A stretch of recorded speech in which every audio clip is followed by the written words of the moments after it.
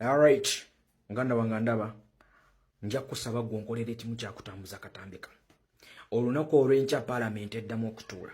Era ffenna tumanyi ensonga egenda oba ku mwanjo. Era egenda okubaganyizibwako ebirowoozo. Naye abaffe njagala obbajjukiza kino nti gavumenti esobola okukola buli kyetaagisa okumatiza munnansi nti bo bwe bakutte bwe batadde ennyindo zaabwe batadde engalo zaabwe batadde amaanyi gaabwe bagataddewo lwa kuyamba muntu wa bulijjo. Era abo abavaayo okuwakanya ekyo kye bataddeko amaaso kye bataddeko emikono n'amaanyi baba balabi era baba beenoonyeza byabwe.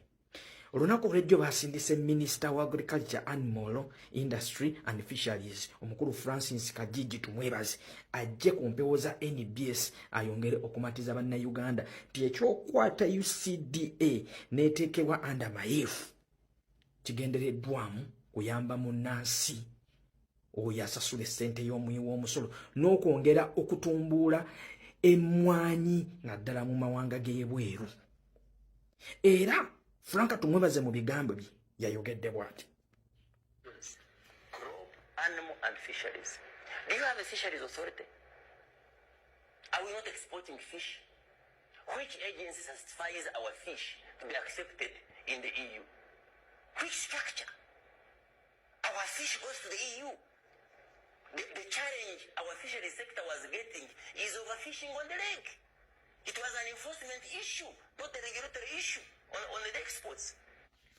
Okategedde bulungi akwatidde ddala wembadde njagala atuuke ku buvubi ebyennyanja. Jjukira fisheries eri under mayifu Ministry of Agriculture, Animal Industry and Fisheries. Kyekimu kye badde baagala okwata emmwanyi bagiteeke wansi wa ministry eyo eya mayifu. Tukozesa ekigambo mayifu bagiteeke under mayifu. Kakati njagala tuddeyo tutunuulire financial year ya 2022 to 2023 tutunuulire ku returns nti nga mu Ministry ya Agriculture ya reporting returns from exports nti ebyennyanja byayogeddeko exports zaali mmeka, exports ze twakola mu byennyanja zaali mmeka mu nsi nga Spain, mu nsi nga Italy, mu nsi nga Norway, UAE. Oshegera financial year yatulaga nti mu mwaka gwa 2022-2023 Uganda yasobola okuexportinga ebyennyanja ntegeza zi fillets ebyennyanja ebiri worth $53 eza America $million, $53.6 million ze exports ze twakola mu kutunda ebyennyanja wabweru wa Uganda, exports ezaava mu byennyanja. Njagala tutunuulire financial year ya 2022-2023 emmwanyi yakola etya naddala wabweru w'eggwanga. Financial year yetulaga nti ekitongole kya UCDA kyasobola okukola exports eziri worth 6.26 million bags ze exports ezaakolebwa wabweru wa Uganda. 6.26 million bags worth $862.28 million. UCDA ekitongole nga kyekyetengeredde no matter the challenges kyasobola okukola exports oba kyasobola okutunda wabweru wa ggwanga ensawo z'emmwanyi miliyoni 6. Kakati nesobola okukolamu ssente ezayingira ezaava wabweru $862 million. Kakati abaffe njagala tuddeyo tutunuulire ebyennyanja biri wansi wa Ministry ya Agriculture, emmwanyi eri wansi ya UCDA. Kakati tutunuulire Ministry ya Agriculture, tutunuulire abavubi challenges ze basanga. Muze mulaba amagye kye gali mukola abavubi. Tetuyinza na kubuuza baani abali mu export y'ebyennyanja, mulimu omuntu wa wansi oyo avuba oba waliwo balala abakola exports. Ekyo nakyo kiri awo ojja kukyebuuza. Kakati abaffe Franka tumwebaze y'omu akugamba challenges ze basanga the only challenge gye basisinkanye mu ministry ya agriculture, animal industry and fisheries eriemu ya understaffing mu bigambo bye muwulire bulungi.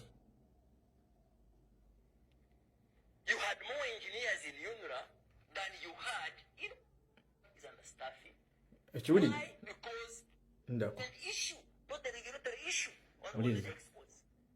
So the Ministry of Agriculture, the challenge we have is understaffing. Why? Because the sector was fractured. You had more engineers in UNRA than you had. kati olwaleero gwe kennyini otugamba mulina challenge ya understaffing era mulaga nti sector yali fractured. Kati olwaleero mwagala okukwata ekitongole ng'ekya UCDA ekibadde kiperforminga well and good ate mukizze muzingo doolo eno mu ministry gye mulimu. Franka Kajiji wakatandika okulima emmwanyi emyaka 2 emabega. Franka Kajiji gwe wennyini walya ssente za wifi. Ojjukira watusuubiza okuggwanga lino okufuna wifi ow'obwereere mu Kampala wano twali tumufunye. Franka Kajiji olwaleero njagala tutegeere munnayuganda mumubuulire ebbeeyi y'ekikopo ky'amata okuva ku mulunzi wali kya mmeka era wano mu Kampala tukigula mmeka ye omulunzi agula mmeka. These are the issues bannayuganda ze batagenda kubagamba. Okwata abasajja abagula embuzi ku miliyoni 8 ne zifa. Buli mbuzi ne bagigula miliyoni 8 ne zifa mu nnaku 2 nga zimaze okutuusibwa. Uliko kukwate omulimi w'emmanyi omuteeke mu mikono gy'abantu abo abayala abafaananako bati ababbi ba mafias. Really? Bano abasajja ekibaluma batunuulidde returns ezizze zivudde mu mmwanyi nti mmwanyi kakati etunda. Nti gwe kennyini omuntu osobola okwenoonyeza akatale k'emmwanyi. Okibuuza? Examples ze baleeta zaabwe kati Kajiji twagala tuleetera example ey'omulimi ekamwenge atali ku level yo. Gw'oli minisita oli MP.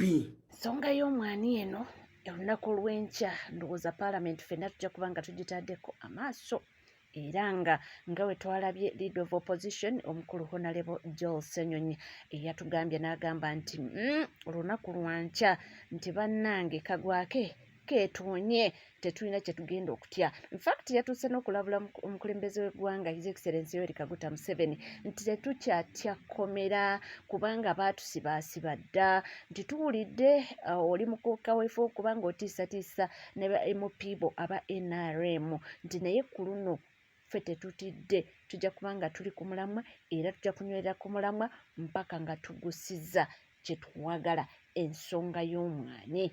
Enkya ffenna maaso ku lutimbe tujja kuba nga tugeetimbye tulabe ba MOP baffe kye boogerako ne ani asapootinga ani agamba nti nedda kino gavumenti kyekola kyekituufu. Nga tweyongerayo munnange ebintu bya omukulu Pastor Bujingo n'omuntu eyafiiridde ku kyaki ebyo nabyo mwabirabye era nti beewakanye naye byonna nga bigenda mu maaso. Waliwo ebibuuzo ebyebuuzibwa bingi naye nga ansa ntene era ebimu ku bibuuzo bino bibino ate bagezezaako n'okuba nga balambulula kiki oba oliawo kiyinza okuba nga kikolebwa. Soroti Media n'abakozi baayo amaanyi obudde ssente n'okunoonyereza bye mutadde mu musango gwa Haji ne Hajati ekitali kikyamu yadde n'akatono. Lwaki siga emaanyi ge gamu ge mubeera muteeka mu kunoonyereza ku bulumbaganyo obwakolebwa ku musumba wa House of Prayer Ministry era nannyini radio ne TV Aloysius Bujingo obwatuuka okutwaliramu obulamu bwa komando wa SFC driver we era omukadde w'ekkanisa. Kubanga mutulaze nti obusobozi obunoonyereza ensonga mubulina kubanga mu musango guno muli basaale nnyo n'okusinga ab'ebitongole by'ebyokwerinda n'essiga eddamuzi. Jennifer Fulfiga mu musango guno w'amaanyi nnyo n'okusinga ow'ekitiibwa omulamuzi aguli mu mitambo. Soroti Media nsaale nnyo mu musango guno okunoonyereza n'okusinga ekitongole kya poliisi. Era nkakasa obujulizi obuli mu kukozesebwa mu musango guno buggiddwa ku Soroti Media so si ku poliisi. Kaakati we kibanga kiri kityo mmwe ki ekibalobera okunoonyereza ku musango gwammwe? olaba munoonyereza mu musango gye mutaali okukakasa oba omwana yakwatibwa oba teyakwatibwa naye ate omusango guno nga victim asooka waali Alozias Bugingo eyaliwo nga buli kimu kigenda mu maaso era yalaba buli kimu ekyali kigenda mu maaso n'afuna n'amaanyi agasimbula emmotoka agoba omutemwa Sericha Dojja nti ye abadde awo ng'amulinze asituke wansi wa steering gy'abadde atudde ajja agobe. Bugingo waali TV yammwe weeri mulina n'entandikwa emusobola okunoonyerereza singa abaali mu mmotoka eyo bombi baafa oba osanga kyali bakaluubiriddemu okunoonyereza okutuuka ku butuufu bw'ensonga naye abali mu musango guno omu akyaliwo oba abaali mu bulumbaganyi buno omu akyaliwo ng'era ye mujulizi ayina okusooka okubuulirizibwako. Muyina ba investigative journalism abalungi nga ba full figure basenkubuge ng'ate n'ekitebe kya saidi kitudde awo olungujje wali Soroti Media nga Bugingo waali mulemererwa mutya okunoonyereza ku bulumbaganyi obwakolebwa ku musumba waffe ng'ate mutulaze nti obusobozi mubulina obunoonyereza ekintu okukituuka ku butuufu bw'ensonga. Jennifer Furufiga mu musango guno musaale nnyo n'okusinga ow'ekitiibwa omulamuzi ng'era Soroti Media mu musango guno bw'eri ensaale nnyo n'okusinga ekitongole ky'ebyokwerinda ekikola mu kunoonyereza ekya saidi. Wano wembuuliza oziika otya omwana wa neighbor nga naawe oyina omulambo mu nnyumba?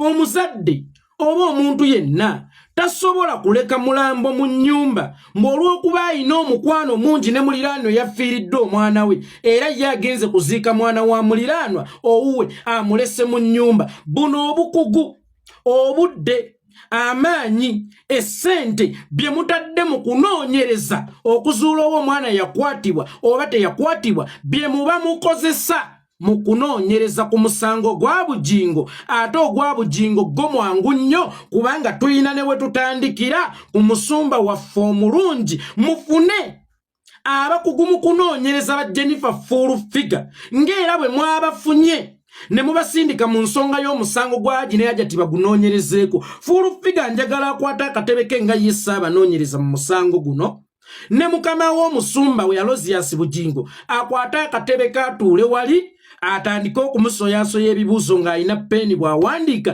obeera osanga Bugingo agenda kusobola okufuna obwenkanya ku butemu obwamukolebwako ne butwaliramu Richard nga Saddaaka. Mukama Katonda yazza bibye omusumba waffe omulungi n'atafa. Kaakati kya buvunaanyizibwa tutandika okukola okunoonyereza kubanga y'omutemu tatudde jjukira omutemu yali tayagala bulamu bwa Richard wabula omutemu yali ayagala bulamu bwa musumba Alozias Bugingo. Kaakati omunoonyereza waffe omukugu era agenda okulya awaadi ya guno omwaka Jennifer Furufiga ne TV yaffe oba media yaffe ŋŋanze egenda okulya ekirabo kya investigative journalism award omwaka guno Soroti Media bitandike okukola okunoonyereza ku bulumbaganyi obwakolebwa ku musumba Alozias Bugingo kubanga mutulaze nti obusobozi mubulina obusinga n'ebitongole by'ebyokwerinda. Jukira nti nkugambye mu musango guno poliisi si y'amaanyi nnyo kusinga Soroti Media era ne nkugamba nti mu musango guno balooya b'omuwawaabirwa ne balooya b'omuwaabi tebalina se y'amaanyi kusinga Jennifer Furufiga nga kw'otadde ow'ekitiibwa omulamuzi aguli mu mitambo. Baabo mu ofiisi ya minisita, baabo mu ofiisi ya Nakiwala Kingi, baabo mu kkooti ndeese miliyoni 3 eza beyiro, baabo ku TV bali ku nsonga y'emu. Amaanyi ago ge mwonoonera mu kugogola omwalo oguli ewa neiba mu nnimiro lwaki si ge mubeera mukozesa? Kubanga tulaba nti n'ewammwe waliyo omwalo oguzisse mu kibanja kyammwe. Lwaki temugakozesa okugogola ekibanja kyammwe? Lwaki mugakozesa okugogola ewa neiba? Ng'era bwe nkuge sirabanga kaaziika naye ng'ate naye yafiiriddwa. Era singa oli nkubira essimu nti ofiiriddwa ne mu kika ne bakuba essimu nina kugenda mu kika. Abaaye bano interest baagijjeewo efuuka abasaale mu musango guno n'okutulaga nti bamaanyi nnyo basobola okugunoonyereza paka okuguggusa ng'ogwabwe gukyatudde mu nnyumba teweerabira. nti n'omusango gwalwomwa era be bantu be bamu abaaguli mu mitambo we baleeta ow'omu kitundu eyasanze obulumbaganyi mu kitundu nga butwala ow'omu kitundu ng'era n'abakozi obulumbaganyi ba mu kitundu. Soroti Media ye yamutuleetera ne Museveni n'atuuka okusiima omuvubuka oyo n'amwambaza omudaali gwa Katonga. Naye nga singa si Soroti Media kunoonyereza ku nsonga eno oba osanga oyo teyali yambadde mudaali gwa Katonga era olwamaliriza okwambala omudaali gwa Katonga n'akoma ku Soroti Media neyeebaza nti oba osanga singa simmwe saalisobodde kutuuka ku buwanguzi buno okutuuka mu maaso ga nnamba emu mu Uganda nampa n'omudaali. Imagine okumanya ndi wa mugaso ne mukyala we yabaddewo naye nga byonna maanyi ga Soroti Media. Soroti Media obunoonyereza buno obulungi bwe muli mu kukola lwaki temubukolako ewammwe? Obwenkanya bwe munoonyeza ab'ebbali ng'ate wano mu nnyumba tuyinamu era anoonya obwenkanya awo munaabeera balyazaamaanya.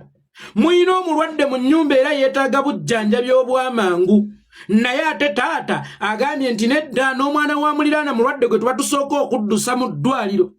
Omuzadde ne bw'aliba n'omwana ng'omutwe gwe gumuluma gwokka naye ng'owa muliraanwa ye ali bubi yeetaaga bujjanjabi, omuzadde omutuufu alisooka kujjanjaba mwana we kubanga tewali ndwadde nnafu etatta ne gwogenza okujjanjaba ate asobola okuddira ku mmotoka ereese keesi ekyo badde okimanyi. Twalinanga jjajja Nakasi. Jjajja Nakasi yagenda omulaga okujjanjaba jjajja Aruna Kikwaku ate ye yakomerawo mu ssanduuko. Munsonyiwa okuseka. Jjajja Nakasi yagenda okujjanjaba kubanga oli yali mutabani wono ye yali yasikira maama waabwe. Yagenda okujjanjaba jjajja n'atuuka mu ddwaliro naye n'agondagondamu abasawo ne bagaatu mukeberemu ne bamusigaliza dda ne bagamba ate ono ali bubi n'okusinga gwazze okujjanjaba era gwazze okujjanjaba.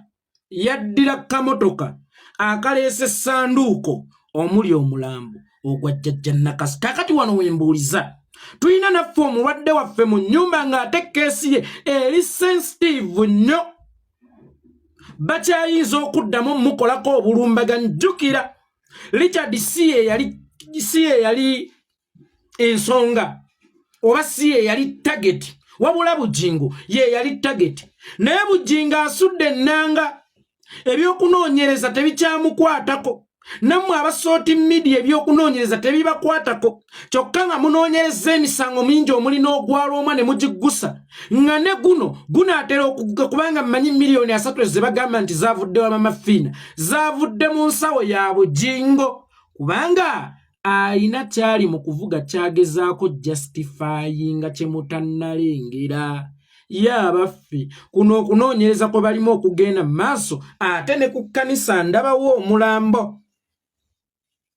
Ne ku kkanisa ya Bujingo yennyini ndabawo omulambo era bibadde bitambula ennaku 2-3 emabega gwe mulambo ogwafiiridde mu kkanisa ya Bujingo.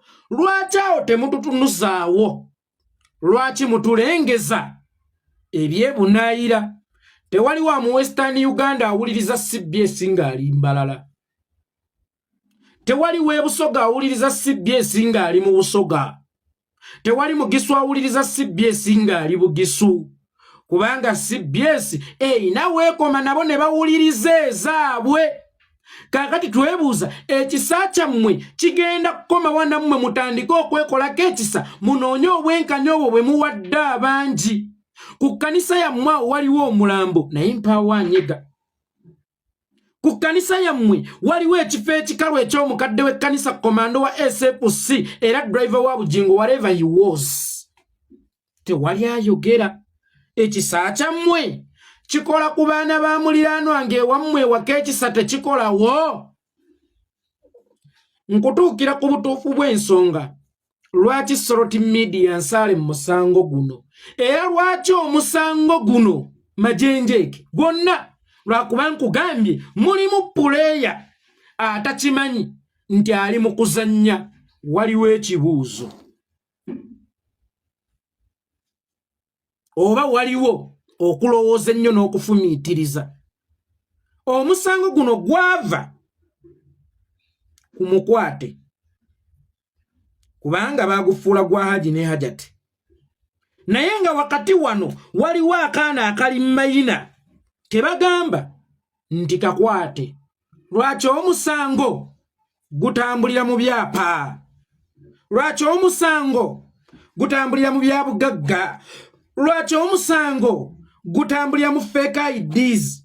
Kubanga bwe bagende wa minisita balamaze saawulirako ng'ensonga gye bakoonako erimu omwana.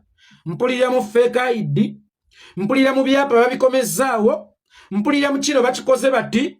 Mukimanyi nti Bujinga anoonya wakubira Teddy. Kubanga ekifaananyi ekiri mu kusiigibwa abakazi bami. Olaba omukazi akola bw'ati ng'olabiriridde omwana, olaba akola bw'ati ne bw'ati. Bannange mwegendereza abakazi. Nange nali ntudde ku ccupa ntemeko Bujinga ayagala kufuna kwejjeerezebwa kubanga okugwa kwe kwatandikira ku Teddy. Anoonya kakasa nsi butuufu bwe. Era teweekanga nga musamoni ezijja bwe naaba simukanze omukazi yagenda okubeera topiki. Musamoni ezijja wiiki eno mwe tuli mwennyini, oba lunaaba lwa Sande oba enaaba ya Lanchawa, naye ekigenda okutambulizibwako enjiri ye mukazi eyakonjera bbaawe, ye mukazi agenda bba ebyapa by'abasajja. Era Bujinga awunzike ng'agamba bw'olaba nga tokyafuna mirembe na muntu nga tokyamuwuliramu mirembe, kwatamu ebibyo otaasa obulamu. Empeta just yava wa muweesi. Kiwunde buwunzi tekulemesanga mu busibe. Empeta tekuttisanga. Empeta tekukuumiranga awantu wootafunira mirembe nga n'obulamu bwo buli mmasugge mmatigga. Ekivugisa ensonga eno, ekikulu kya byonna mu nsonga eno, ye Bujingo okuvuma mukazi we. Teeka waga.